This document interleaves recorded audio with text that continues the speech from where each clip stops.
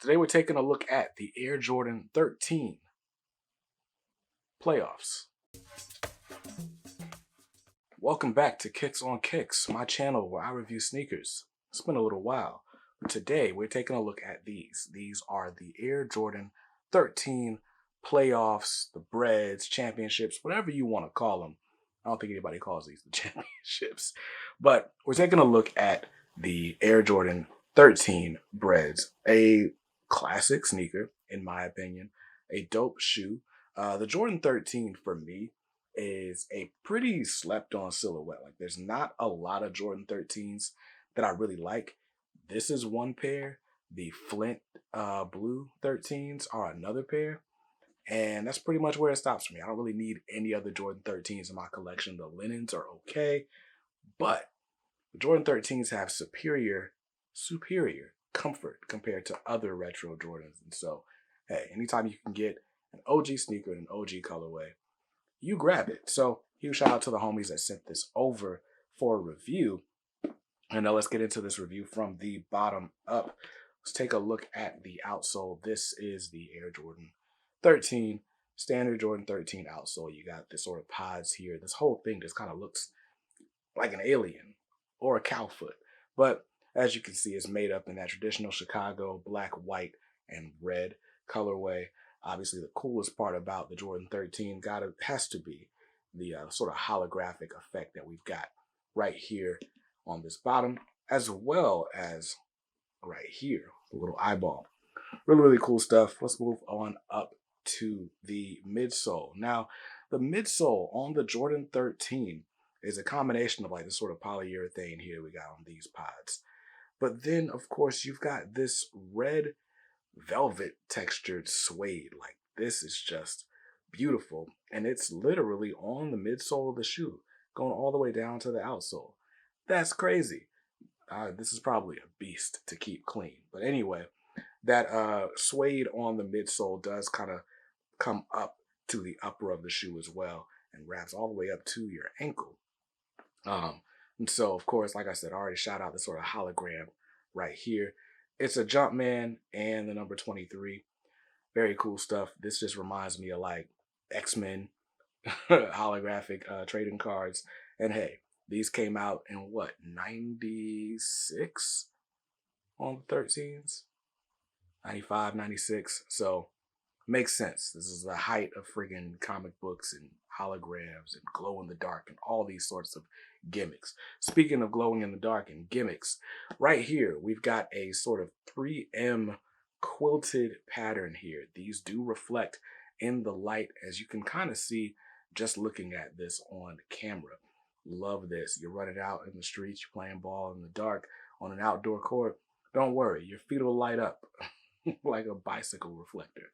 So that's pretty cool stuff right there. Love that. And then, of course, we've got a nice tumbled leather here on your sort of toe box and a nice bit of black suede on your tongue. Speaking of the tongue, up here you got your red, sort of varsity red Jumpman. And that pretty much rounds out the shoe. There's a black insole here. And that's pretty much that. You do have the Jordan here on a little tongue tag, and on the underside of that, you see the XIII, Roman numerals for 13, of course. So that's cool. And like I said, that's pretty much the shoe. Now, let's take a quick look at the packaging. So these, of course, being a retro, I don't remember when this retro box started, but this is the same box. I want to say the Air Jordan 17s came in, which makes sense because they did retro these around that time, like early 2000s. Anyway, we got an all gray box, little minimal red Jumpman there for branding. And on the box tag, Air Jordan 13 Retro, black, true red, and white. Like I said, got mine in a size 9 because I wear a size 9. And that's pretty much it for the shoe and the box. So get this box out of the way.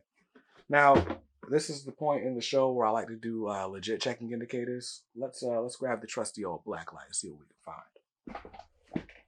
All right, black light's here. So let's light this up Like I said, you can see that 3M lighting up under the black light.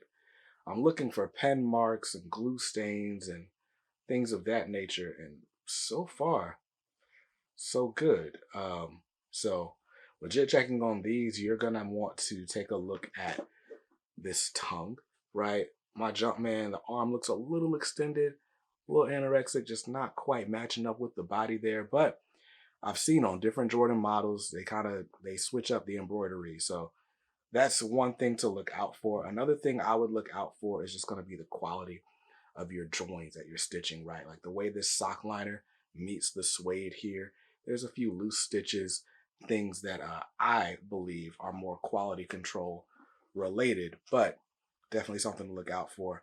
I did notice there was some glue that kind of had crept up onto the suede, but that was kind of easily peeled back. So all in all, on this shoe in particular, I don't know what you're gonna be able to look for. Let's take a look at the right shoe, see if there's any corners that have been cut, anything that we can see. And yeah, that is just an astounding, nah, dog. So, you know, these shoes haven't retroed in a minute from what I can remember. I'll put on the screen when they do. One thing that I will say you can look out for though is just the way these wear. So I've noticed on like most replica sneakers, the outsole isn't like a super quality like rubber that was dyed during the rubber making process. It's almost always like a white rubber or some other color rubber that was painted over. And so as you start walking around in these, I've worn these once, you can actually see the black paint kind of chipping off, and it's white over here where it actually should be black on that toe pod. But other than that, not a whole lot that we can look at on these shoes for legit checking. But that is something, like I said, that I've noticed on a lot of replica sneakers. It's not just the 13, it's on almost everything with like a dyed or a colored outsole like this. So that's definitely something to take a look at. But other than that, man, nothing I could find. So that's going to do it for me in this review. And I'll see y'all in another one real soon. Peace.